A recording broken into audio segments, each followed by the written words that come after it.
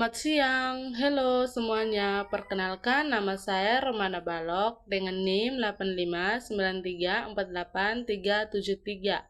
Saya mahasiswa Universitas Terbuka, Fakultas Keguruan dan Ilmu Pendidikan, Prodi PGSD.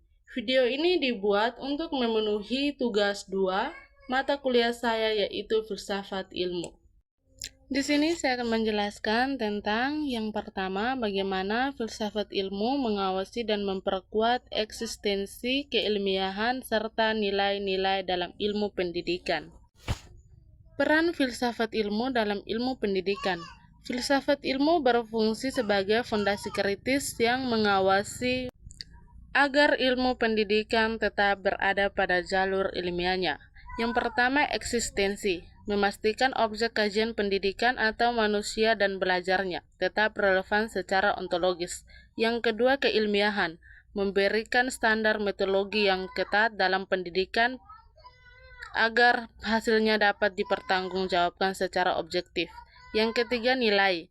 Menjaga agar praktik pendidikan tidak sekedar teknis tetapi selalu berlandaskan etika dan moral atau humanisasi. Yang kedua, bagaimana pendidikan yang bermakna dan bernilai turut memperkuat perkembangan filsafat ilmu. Pengaruh pendidikan terhadap filsafat ilmu. Pendidikan yang bermakna menyediakan data empiris dan dinamika baru bagi pengembangan filsafat ilmu. Fenomena yang muncul di kelas atau dalam kebijakan pendidikan memicu filsafat ilmu untuk mempertanyakan kembali teori-teori lama, sehingga melahirkan paradigma baru dalam cara kita memahami ilmu pengetahuan. Yang ketiga, mengapa filsafat ilmu dapat disebut sebagai pisau analisis, ontologi, epistemologi, dan aksiologi dalam membedakan persoalan-persoalan pendidikan. Filsafat ilmu sebagai pisau analisis. Filsafat ilmu membeda persoalan pendidikan melalui 3 dimensi utama. Yang pertama, ontologi. Ontologi mempertanyakan apa hakikat pendidikan, misalnya, apakah pendidikan itu hanya transfer ilmu atau pembentukan karakter. Yang kedua, epistemologi. Epistemologi mempertanyakan bagaimana ilmu tersebut diperoleh dan divalidasi, misalnya metode mengajar apa yang paling efektif dan apa dasarnya. Yang ketiga, aksiologi. Aksiologi mempertanyakan untuk apa ilmu itu digunakan. Misalnya, apakah kurikulum ini bermanfaat bagi kemanusiaan?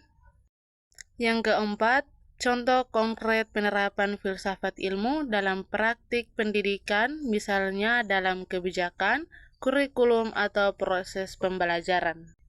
Contoh konkret penerapan. Yang pertama, kurikulum. Penerapan kurikulum merdeka mencerminkan filsafat dan di mana siswa dianggap sebagai subjek yang aktif membangun pengetahuannya sendiri sesuai minatnya. Yang kedua, kebijakan.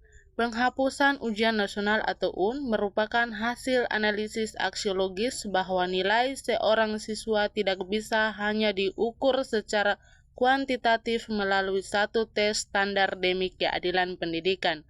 Yang ketiga, proses belajar.